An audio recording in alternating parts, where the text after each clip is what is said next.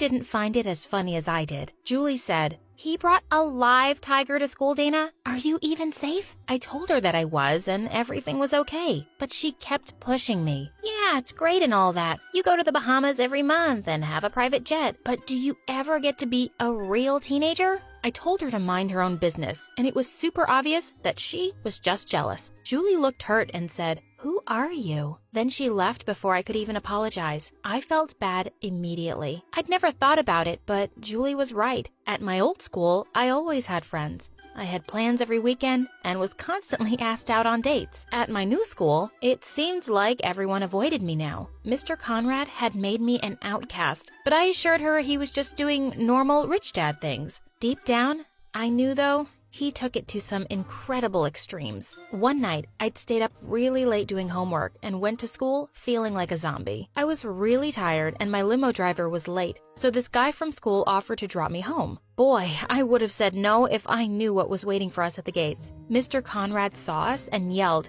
"Who are you? And what are you doing with my daughter?" He pulled a bunch of crazy-looking interrogation tools out of his briefcase. I managed to pry him away long enough to explain that I was just tired and a boy from class had offered me a ride home. He went from treating the boy like a criminal to treating me like a hospital patient. He whipped out a flashlight and asked me to follow his finger and if I was dizzy and if I thought someone had poisoned me. Without even waiting for a reply, he hopped in the boy's car and drove us all to the hospital. It was so embarrassing. I didn't think it was ever worth bringing a boy into my life again. That was until Xander. After that boy told the whole school how intense Mr. Conrad was, everyone avoided me like the plague, all except for Xander. He literally brought me a bouquet of flowers just in case it was more than a lack of sleep. How cute! I decided I wanted a boyfriend, and I wanted Xander to ask me out. I knew he was the one. I just needed to avoid Mr. Conrad finding out.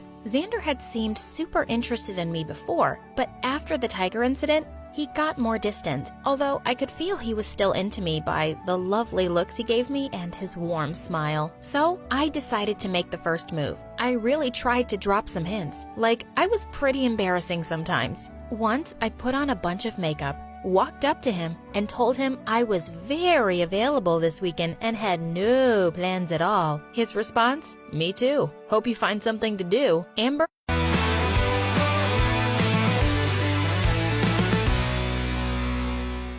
Hopped over, hung all over him, and said, "Hey Xander, look how desperate she is for a date with you." Thanks again to Amber's bad attitude, he immediately ran up to me. "You mean you really want to